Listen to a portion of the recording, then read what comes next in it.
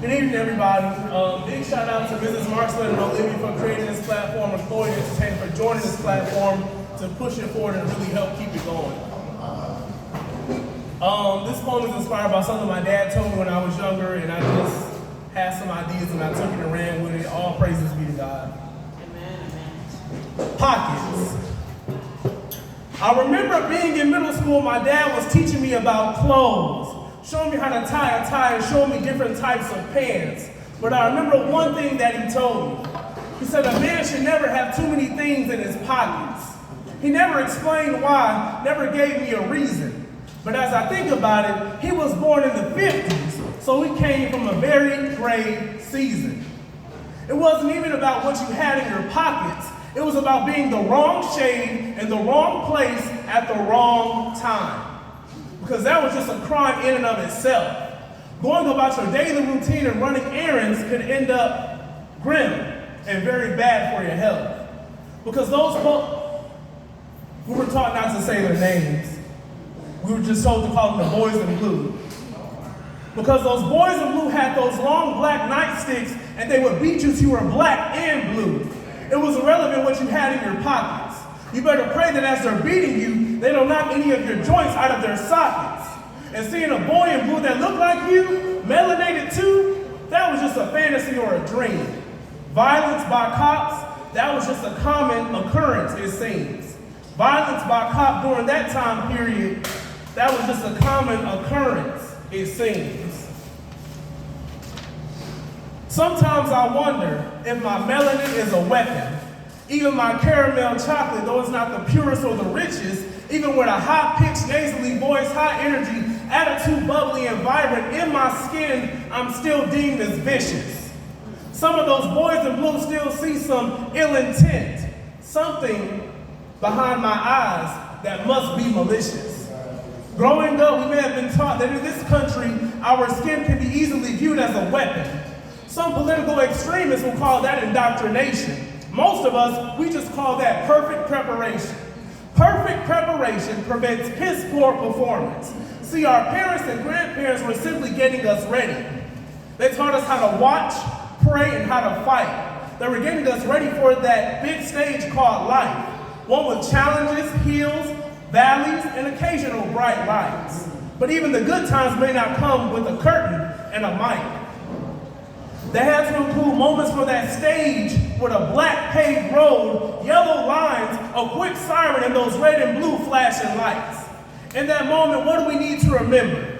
We've been taught so much that the overflow of information overload can push us into a mode of fight or flight. In that moment, I think I only have two choices: to remain silent or state that I know my rights. Well, there's really only one choice.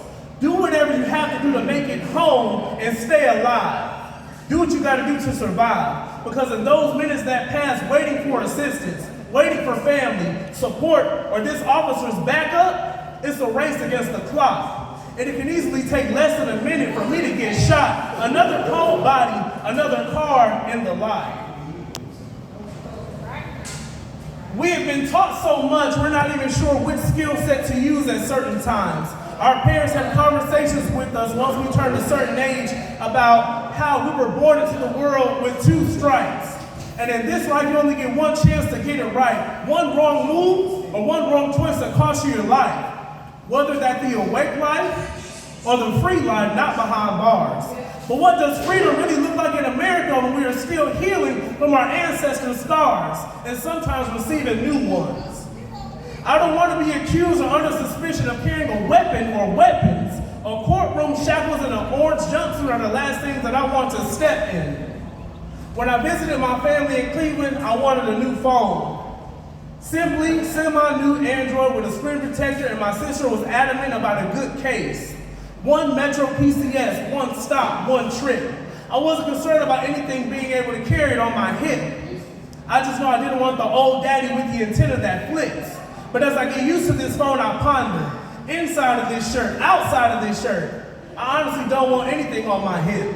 Full transparency, sometimes I don't want the boys in blue mistakenly to walk towards me unloading their clip. I don't want those boys in blue coming at me with their hands on their head ready to unload a full clip. Especially if they shine like vanilla ice cream and seem cold as ice. Every blue moon I make it a little tense around the officers that look like me. In the event of desensitization, deep conditioning, or non-effective, non-comprehensive training, even they may have to think and blink twice. We saw what happened to Tyre Nichols by the Scorpion unit in Memphis, a heartbreaking tragedy. And we wonder, how could they do that to their own kind? To vicially beat another black body to the point of death, where was their mind? Let me continue before I run out of time. Let's go over just a few everyday things that you can possibly get arrested for as a black person in America. Sandra Bland, driving while black. Eric Garner, breaking up a fight and selling cigarettes while black. Breonna Taylor, sleeping while black. Trayvon Martin, carrying Skittles in the Arizona iced tea while black. And the list goes on and on. We were grateful for the George Floyd Justice and Policing Act and the Emmett Till Anti-Lynching Act, but it was a long time coming. Even when it passed, there was no joy, no peace, just relief that maybe there's finally some piece of legislation that starts to address this grief. But the work doesn't stop there. We still have to get out in these streets, vote, organize, testify, protest, and unify. We must fight for justice and peace. See, Dad told me about pockets, but he never gave me an explanation. I didn't feel the need to ask for one because outside of school, he gave me a great education on life. One lesson on how my appearance can speak volumes to another person before I even open my mouth. So I better bring my A game whether I'm in the East, the West, the North, or the South. My parents taught me how to speak, how to have good manners, and how to carry myself.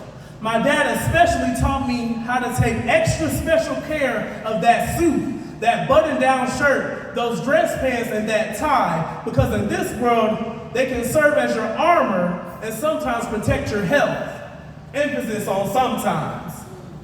I remember being in middle school, and my dad was teaching me about clothes, showing me how to tie a tie and showing me different types of pants. But one thing that he told me was, son, a man should never have too many things in his pockets. And those words have stuck with me to this day. Clock it.